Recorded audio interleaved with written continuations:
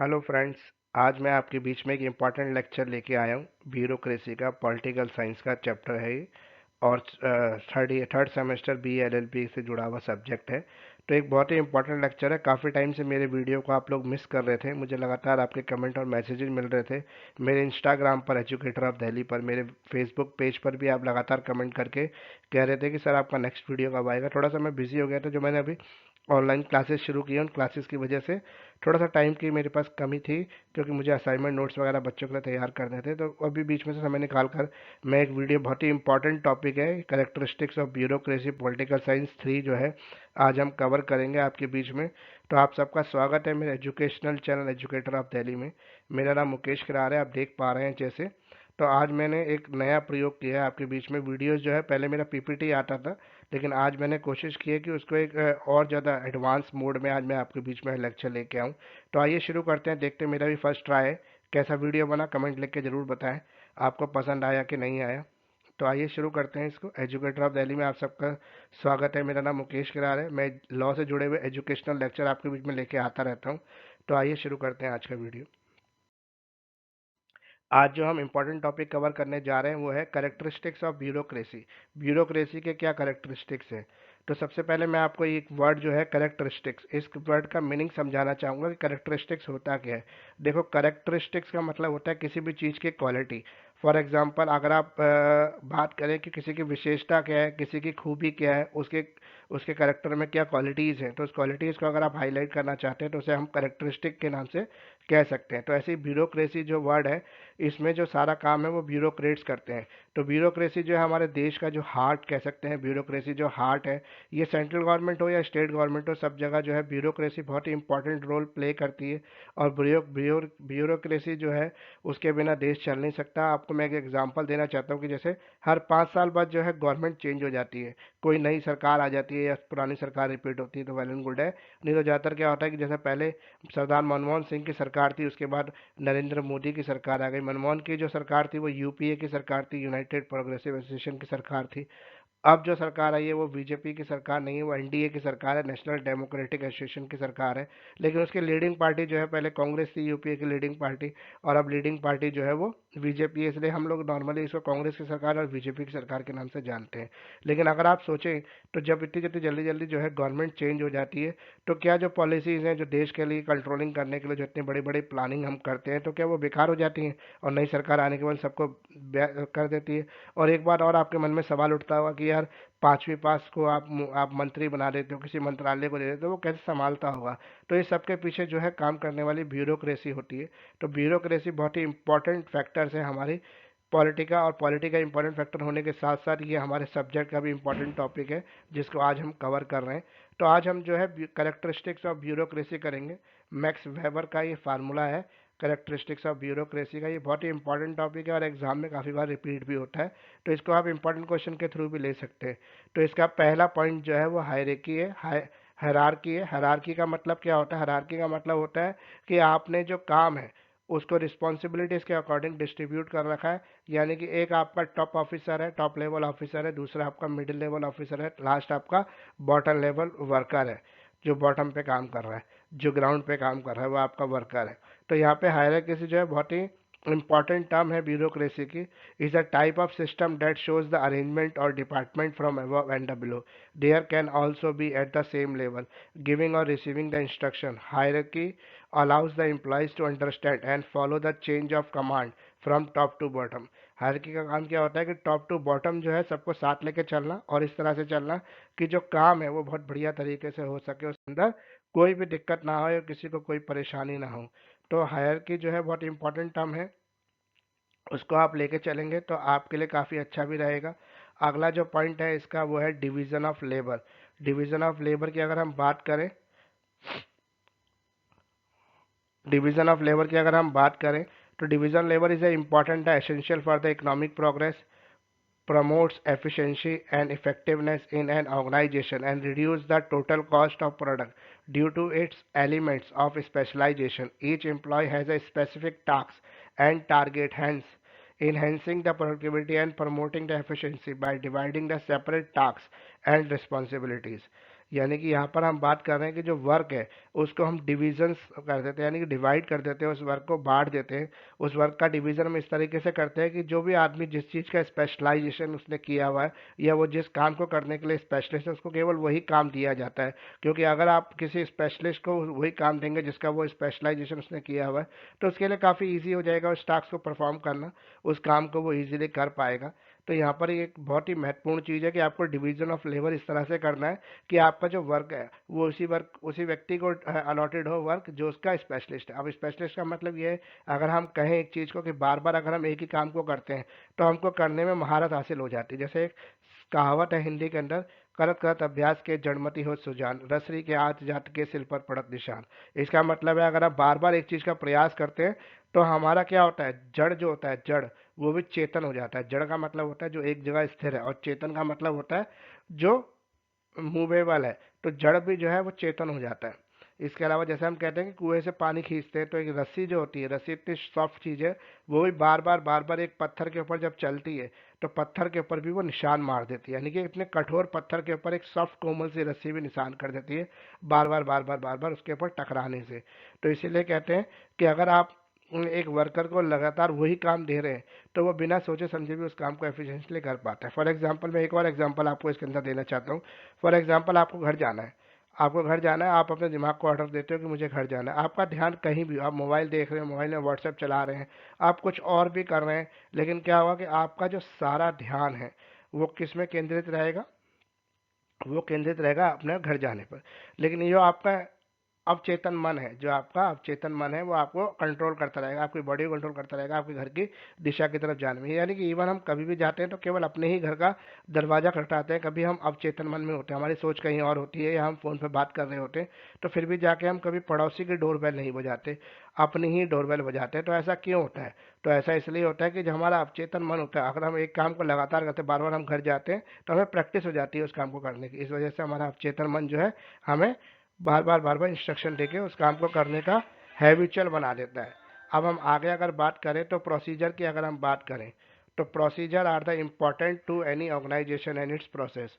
Procedure जो है किसी भी ऑर्गेनाइजेशन के लिए इम्पॉर्टेंट है और उसके बिना कोई भी ऑर्गेनाइजेशन जो है रन नहीं कर सकते। प्रोसीजर का मतलब क्या होता है? प्रोसीजर का मतलब है जो भी कार्य करने का आपका तरीका है वो तरीका क्या है और आप उस किस प्रोसीजर से उस मेथड को फॉलो कर रहे हैं। फॉर एग्जांपल अगर आपको घर जाना है तो घर जाने के आपके पास ऑप्शन है, आपको कार से जाना है, आपको बाइक से जाना है, आपको स्कूटी से जाना है, या आपको पैदल चल के जाना है, आपको मेट्रो जाना है, आपको बस से जाना है। तो एक पॉलिसी आप आपके दिमाग में एक फ्रेम हो जाती है कि मैं अभी इस जगह हूँ और अब मुझे अपने घर पहुँचने के लिए या तो ऑटो लेना पड़ेगा या ओला कैब बुक करनी पड़ेगी या मेट्रो से जाना पड़ेगा स्टेशन था और मेट्रो से स्टेशन मुझे रिक्शे से जाना पड़ेगा या पैदल चल करके जाना पड़ेगा। यानी कि प्रोसीजर अगर आप बना लेते हैं तो कोई भी काम करना आपके लिए डिफिकल्ट टास्क नहीं होती।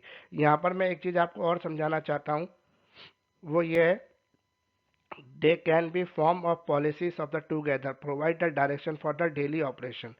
यानी कि अगर मैं बात करूं तो डेली ऑपरेशंस जो होते हैं उसके लिए हम लोग रोज नए नए जो है टारगेट्स बना लेते हैं। इससे क्या फ़ायदा होता है हमें कि हमारे जो डेली टारगेट्स होते हैं वो डेली अचीव होते हैं और डेली उनकी रिपोर्ट आ जाती है कि उस टारगेट के अंदर क्या डेफिशिएंसीज क्या कमियां रह गई और हम उसको सुधार कर सकते हैं ताकि हमारा जो अल्टीमेट टारगेट है, जो हमारा फाइनल गोल है वो हमारा वेल मेथड तरीके से फॉलो हो और पूरी तरीके से हमें प्राप्त हो। अगर हम यूनाइटेड स्टेट्स की बात करें तो ब्यूरोक्रेट जो है हेल्प करते हैं सीनेट को इन पॉलिसी मेकिंग। सीनेट्स कौन होते हैं? सीनेट्स वो लोग होते हैं जैसे हमारे यहाँ पे सांसद होते हैं, ऐसे सीनेट्स होते हैं यूनाइटेड स्टेट में। वो पॉलिसी मेकिंग में उसकी हेल्प करते हैं ब्यूरोक्रेट्स, उनको रिफॉर्म्स में हेल्प करते हैं, उनको मॉनिटरिंग में हेल्प करते हैं। ये तीनों जो है किसी भी देश की सत्ता को चलाने के लिए तीन इंपॉर्टेंट चीज़ें, पॉलिसी मेकिंग, रिफॉर्म्स और मॉनिटरिंग। आपने पॉलिसी बना ली लेकिन उसको रिफॉर्म्स मतलब जिन लोगों को उसका फ़ायदा मिलना चाहिए उन लोगों को फ़ायदा नहीं मिल रहा तो आपकी पॉलिसी मेकिंग का कोई फ़ायदा नहीं है। आपने पॉलिसी बना ली लेकिन उसकी मॉनिटरिंग करने वाला कोई नहीं है। अगर आपने प्रॉपर तरीके से मॉनिटरिंग नहीं की तो उस पॉलिसीज़ का भी कोई बेनिफिट आपको नहीं हो सकता क्योंकि पॉलिसीज़ जो है अल्टीमेटली अपने गोल से भटक जाएंगे। तो प्रोसीजर किसी भी चीज़ का होना बहुत ज़रूरी है। प्रोसीजर हम कहते हैं एक मेथड को, एक तरीके को। to good conduct in organization, regulate the employee performance, provide the terms of services, improve the decision making while boosting the international process। ये सारी चीज़ें जो है प्रोसीजर से जुड़ी हुई हैं। प्रोसीजर बहुत ही इंपॉर्टेंट फैक्टर है किसी भी ऑर्गेनाइजेशन का। अगर मैं organisation and workplace procedure की बात करूं तो आउटलाइन की फैक्टर जो होंगे इसके, required the action plan among the employees, यानी कि एम्प्लॉयज के अंदर इसको कैसे आप लागू करोगे, ये एक बहुत ही इंपॉर्टेंट फैक्टर है। Work place procedure policies are very important for informing employees process on how to handle the certain issue and the compliance measures। आप इंपॉर्टेंट इश्यूज को कैसे हैंडल करते हो, यानी कि जो आपके एम्प्लॉयज हैं वो आपने कैटेगराइज कर रहे हैं, हायरार्की सिस्टम आपने लगा रखा है, एक टॉप बॉटम ऑफिसर है, एक टॉप लेवल ऑफिसर है, एक मिडिल लेवल ऑफिसर है, एक आपका बॉटम लेवल वर्कर है। तो इनके बीच में कोऑर्डिनेशन नहीं होगा तो आपका कोई भी टास्क जो है वो अचीव नहीं हो पाएगा, आप किसी भी तरीके से अपने जो बिजनेस गोल है उसको प्राप्त नहीं कर पाओगे। यानी कि पॉलिसी को आप रिफॉर्म्स से लेकर मॉनिटरिंग से लेकर हर चीज़ की स्टेज तक कंप्लीट नहीं कर पाओगे, और ये सब करने के लिए आपको एक प्रोसीजर को फॉलो करना पड़ेगा। तो आइए आगे देखते हैं क्या है। पांचवा पॉइंट है इसमें, recruitment on the merit. Merit basis पर रिक्रूटमेंट करना, ये सबसे इंपॉर्टेंट टर्म है हायरकी का। रिक्रूटमेंट, रिक्रूटमेंट का काम क्या है? रिक्रूटमेंट को अगर मैं हिंदी में बोलूँ तो उसको हिंदी में कहते हैं भर्ती। रिक्रूटमेंट को हिंदी में कहते हैं भर्ती। अब भर्ती का मतलब होता है कि नए कर्मचारियों की भर्ती करना। फॉर एग्जांपल मैंने एक पॉलिसी बनाई, पॉलिसी के अंदर मैंने ये डिसाइड कर लिया कि मुझे कुछ वर्कर का अपॉइंटमेंट करना है। अब मैंने उन वर्कर का अपॉइंटमेंट का तो देख लिया कि मुझे अपॉइंटमेंट करना है, लेकिन अब मेरे मन में एक संदेह था। संदेह ये था कि मेरे जो एग्जिस्टिंग वर्कर हैं क्या वो मेरे लिए बेनिफिशियल होंगे, क्या वो वर्कर मेरे लिए काम कर पाएंगे या नहीं कर पाएंगे। अगर फॉर एग्जांपल मुझे ऐसा महसूस हुआ कि जो मेरे एग्जिस्टिंग वर्कर हैं उनके साथ साथ मुझे कुछ नए वर्करों की भी जरूरत पड़ेगी पॉलिसी के लिए, तो मैंने क्या किया, मैंने रिक्रूटमेंट करने की कोशिश की, क्योंकि मुझे वो स्पेशलाइज्ड टीम को अपॉइंट करना पड़ेगा जो मेरी पॉलिसी मेकिंग में हेल्प कर पाएंगे। अब मैं आपको थोड़ा सा इसका एग्जांपल दे देता हूँ कि फॉर एग्जांपल गवर्नमेंट की जो एसोसिएशन मिनिस्ट्री ऑफ डिफेंस है, मिनिस्ट्री ऑफ डिफेंस को एक फाइटर प्लेन परचेज करना है। फाइटर प्लेन को परचेज करने के लिए अगर मैं एक्स वाई जेड की ड्यूटी लगा देता हूँ तो एक्स वाई जेड जो है उन्होंने कभी भी मिलिट्री के इक्विपमेंट के अंदर कोई डीलिंग नहीं की, और डीलिंग की भी है तो उन्होंने प्लेन्स के अंदर नहीं की, उन्होंने सिर्फ टैंक तोपे इनके अंदर डीलिंग की है। तो इनकी तो मास्टरी, उनको पता है इनके टेक्निकल पॉइंट्स क्या है। लेकिन अगर विदाउट टेक्निकल पॉइंट चेक किए आपने किसी भी फाइटर प्लेन को परचेज कर लिया तो हमारी आर्मी के रिक्वायरमेंट को पूरा करेगा या नहीं करेगा, ये एक बहुत बड़ा डाउट होगा। तो इसलिए यहाँ पर आपको स्पेशलाइज ऑफिसर चाहिए होगा जिसको इस फील्ड की नॉलेज हो, जो ये बता पाए आपको कि रिक्रूटमेंट जो जो ये बता पाए कि जो आप प्लेन खरीदने जा रहे हो वो आपकी आर्मी के लिए बेनिफिशियल है, आपकी आर्मी के लिए ज़रूरी है या नहीं है, अगर नहीं है तो उसके अंदर क्या चेंजेस होने चाहिए, तो उसी हिसाब से आप ऑर्डर दे पाओ। तो रिक्रूटमेंट किसी भी गवर्नमेंट ऑर्गेनाइजेशन का एक ज़रूरी हिस्सा है। यहाँ पर आप दो काम करते हो रिक्रूटमेंट के अंदर। रिक्रूट के अंदर दो, जो आपके एग्जिस्टिंग एम्प्लॉय उनके लिए पॉलिसीज़ बनाते हैं, उनके बेनिफिट के लिए पॉलिसीज़ बनाते हैं ताकि वो खुश रहें, आपकी कंपनी को छोड़ के ना जाए, किसी नई कंपनी को ज्वाइन ना करें। दूसरा, आप ये साथ में पॉलिसीज़ बनाते हो कि जो आपको मोर एफिशिएंट वर्कर की जरूरत है उसको आप कैसे कंपनी के अंदर लेके आओगे। तो recruitment based on the merit means the decision to employ and selection must be solely based on the qualification criteria। तो यहाँ पर रिक्रूटमेंट का सिर्फ एक ही क्राइटेरिया होना चाहिए, वो क्राइटेरिया होना चाहिए क्वालिफिकेशन। अगर आप क्वालिफिकेशन के बेसिस पर कोई भी रिक्रूटमेंट करते हो तो आपकी सफल रहेगी, लेकिन अगर आप भाई भतीजा बात कर देते हो उसके अंदर, यानी कि अपने जानने वालों की रिक्रूटमेंट कर देते हो, अपने नियर एंड डियर की रिक्रूटमेंट कर देते हो, तो यहाँ पर आपके लिए काफ़ी सिस्टम जो है वो खराब हो जाएगा और जो पॉलिसीज है उसका अचीवमेंट नहीं हो पाएगा। The produce a good system more efficient, human resource manager is executing their representative tool must advocate for reduced bias through the effective progress, fairness and open structure with dedicated employee। यानी कि साथ में अगर आपको क्या क्या चाहिए एक ऑर्गेनाइजेशन के लिए, आपको चाहिए इफेक्टिव प्रोसेस, आपको चाहिए फेयरनेस, आपको चाहिए ओपन स्ट्रक्चर, ताकि सभी वर्कर को पता हो कि कंपनी के अंदर अगर रिक्रूटमेंट हो रही है तो किस बेस पे हो रही है। साथ में आपको ऐसे एम्प्लॉयज़ को लेकर आना जो डेडिकेटेड एम्प्लॉय हो, जो कंपनी की भलाई के लिए काम करना चाहते हो, जो जो समझते हो कि कंपनी को किस तरह के एम्प्लॉय की ज़रूरत है। तो ये एक बहुत ही इंपॉर्टेंट टॉपिक है जो आपको समझना चाहिए। रिक्रूटमेंट जो है किसी भी संस्था की जो है वो रीढ़ की हड्डी है, और रीढ़ की हड्डी का मतलब ये है कि उसके बिना कोई भी ऑर्गेनाइजेशन जो है वो रन नहीं कर सकती। तो ये तीन प्रोसेस जो है, इफेक्टिव प्रोसेस, फेयरनेस और ओपन स्ट्रक्चर, ये बहुत ही इंपॉर्टेंट चीज़ है, साथ में डेडिकेटेड एम्प्लॉय। अब अगला पहला पॉइंट आ गया, सॉरी 6 पॉइंट आ गया इसका, फेयरनेस। फेयरनेस का मतलब होता है कि आप जो भी काम कर रहे हो फेयर तरीके से कर रहे हो। फेयरनेस का मीन्स है कोई भी भेदभाव नहीं करना आपको। आपने पॉलिसी बनाई, पॉलिसीज को बनाने के बाद आपने एम्प्लॉय के अंदर डिस्ट्रीब्यूशन ऑफ वर्क किया, उसके अंदर कोई भी आपने भेदभाव नहीं किया। यानी कि अपने फेवरेट एम्प्लॉय को आपने अच्छा काम दे दिया, फेवरेट एम्प्लॉय को इजी टास्क दे दी, जो जो अदर एम्प्लॉयज उनको डिफिकल्ट टास्क दे दी। तो ऐसा कुछ नहीं होना चाहिए, तभी एक ऑर्गेनाइजेशन जो है पॉलिसी मेकिंग के अंदर गोल्स को अचीव कर सकती। Bureaucracy bring about the explanatory, impartial and just treatment among the employee. Through the bureaucracy, pupil behavior and conduct is regulated without the favoritism. Today, on what are the characteristics of the bureaucratic? Fairness is the bureaucratic process is important because it reduces the discrimination by the treatment each individual in a similar manner. The same rules and punishment apply to everyone despite their position and the status.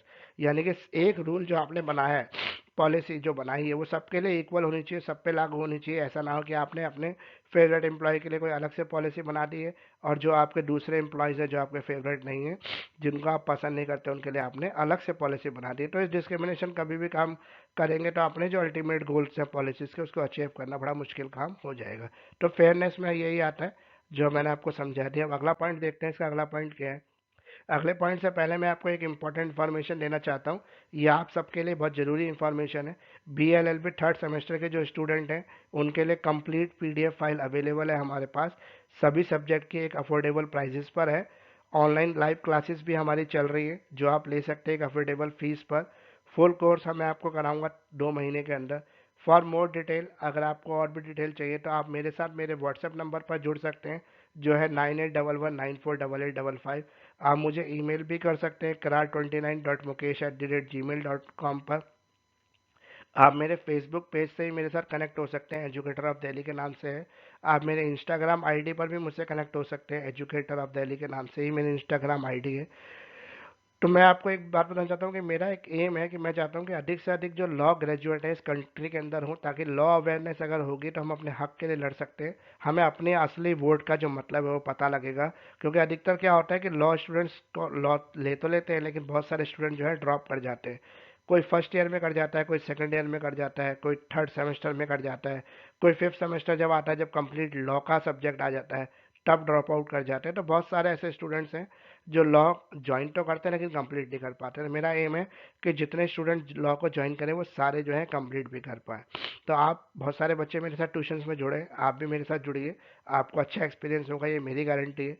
आगे भी मैं आपके साथ इस तरह से help करता रहूँगा। तो आइए शुरू करते हैं इस वीडियो को अब आगे। मैक्स वेबर की थ्योरी हम पढ़ रहे हैं। मैक्स वेबर जो है एक जर्मन साइंटिस्ट है।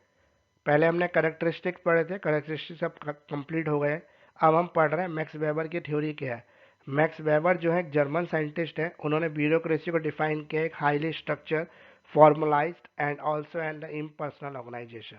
यानी कि यहाँ पे इन्होंने 3 चीज़ बताई हैं। क्या क्या बताई हैं अगर मैं देखना चाहूँ तो, पहली बात तो आपको ये याद रखना है कि ये एक जर्मन साइंटिस्ट है। दूसरी बात आपको ये याद रखना है कि ये जो हाईली स्ट्रक्चर्ड है, स्ट्रक्चर का मतलब होता है इसकी बनावट जो है वो हाईली स्ट्रक्चर्ड है। जैसे मैंने बताया था आपको, हायरार्की सिस्टम इसके अंदर, हायरार्की सिस्टम इसमें फॉलो होता है।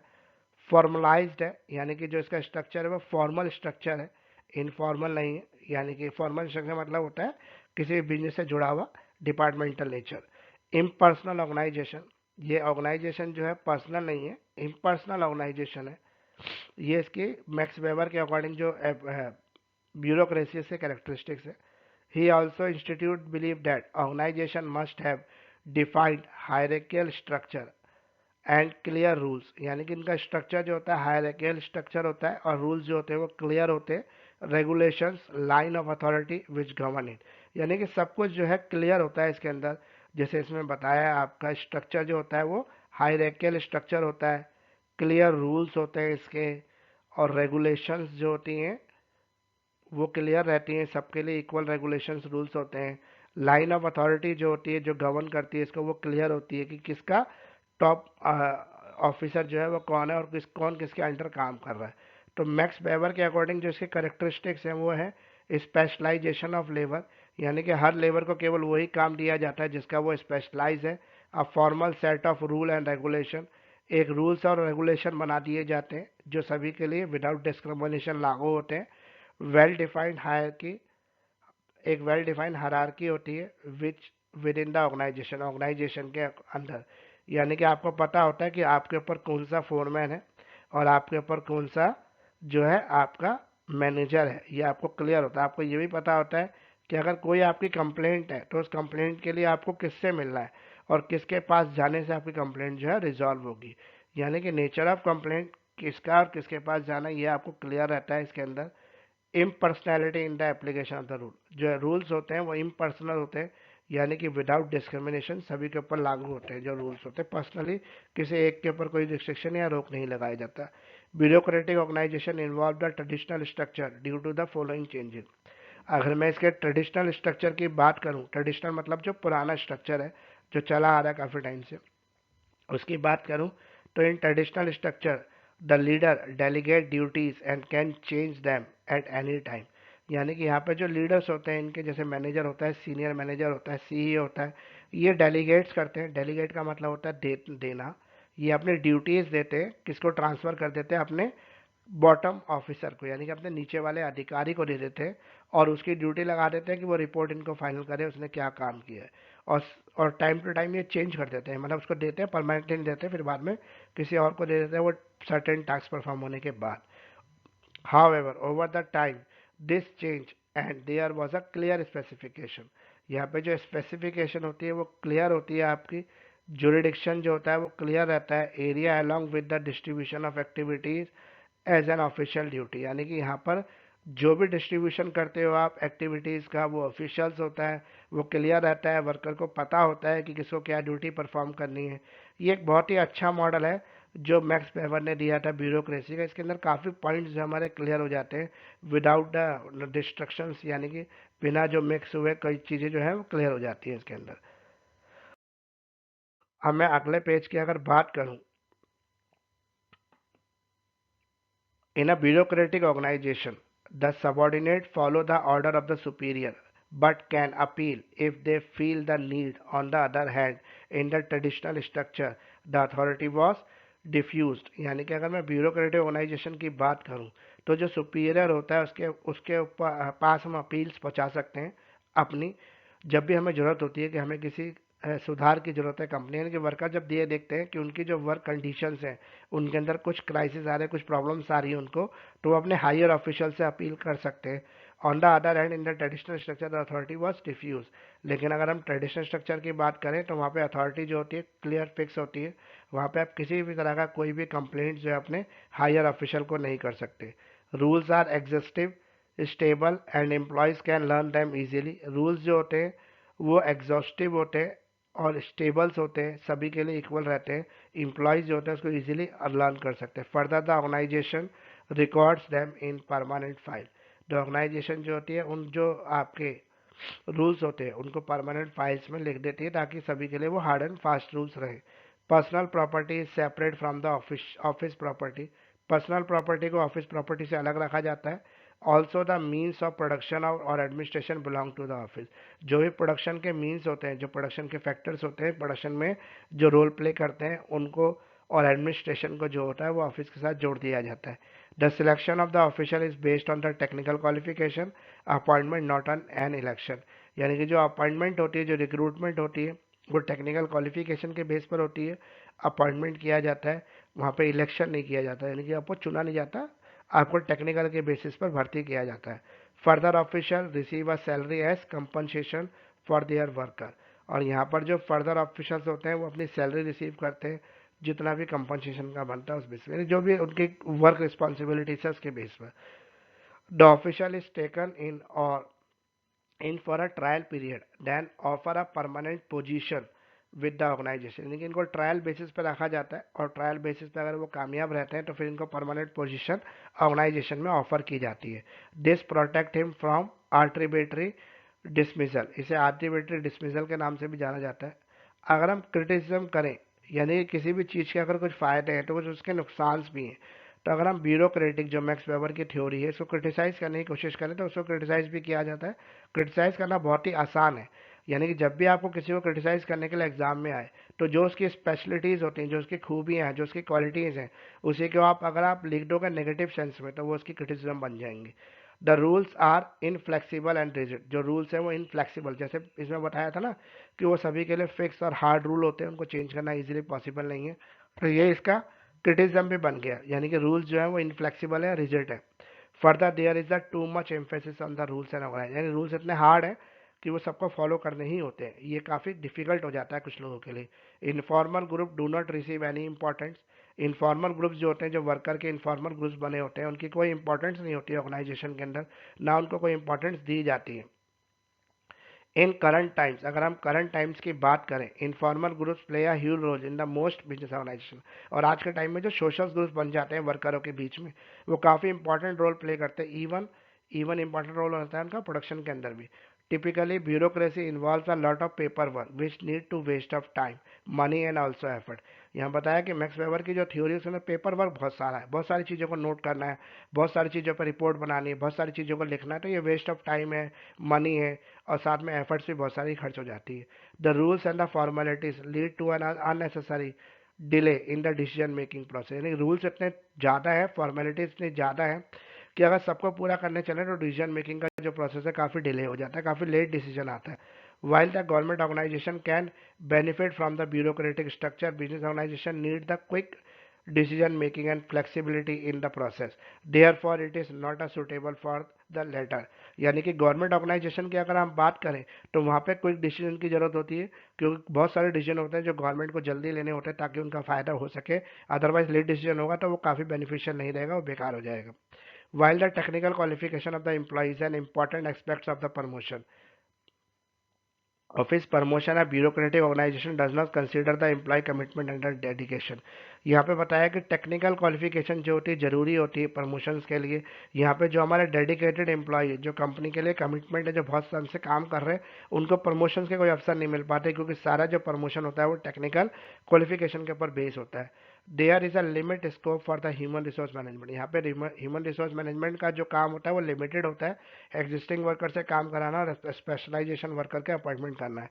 Coordinating and communicating is difficult, coordinate करना वर्कर के बीच में, उनको कम्युनिकेट करना काफ़ी डिफिकल्ट टास्क हो जाती है, इतना ईजी नहीं होता यहाँ पे कम्युनिकेट करना या डिसीजन लेना। तो यानी कि यह आज का वीडियो हमारा कंप्लीट हो गया है, और मैं आपसे एक बात और कहना चाहता हूँ कि आप मेरे चैनल को लाइक करें, सब्सक्राइब करें, कमेंट करें, कमेंट कर कर मुझे ये ज़रूर बताएं कि आपको मेरे वीडियो कैसे लग रहे हैं, कितने बेनिफिशियल्स हो रहे हैं आपके लिए या नहीं हो रहे हैं, क्योंकि मुझे आपके कमेंट से काफ़ी मोटिवेशन मिलता है। स्पेशली मैं तो कोशिश करता हूँ कि उन बच्चों के तक पहुँच पाऊँ जो बच्चे वर्किंग हैं, जिनको पढ़ने का समय कम मिलता है, जो थोड़ा बहुत पढ़कर पास होने की कोशिश करना चाहते हैं, क्योंकि ऐसे बच्चों के लिए काफ़ी बेनिफिशियल्स रहेंगे मेरी क्लासेस। तो मेरी क्लासेस ज्वाइन करें, और असाइनमेंट्स के लिए भी आप मेरे से कांटेक्ट कर सकते हैं, पीडीएफ अवेलेबल है थर्ड सेमेस्टर, फिफ्थ सेमेस्टर की, और साथ में फर्स्ट सेमेस्टर की। तो मेरे वीडियो कैसे लग रहे हैं आप एक बार ज़रूर करके बताएं, अपने सभी फ्रेंड्स को शेयर भी कर दें। तो फ्रेंड्स, थैंक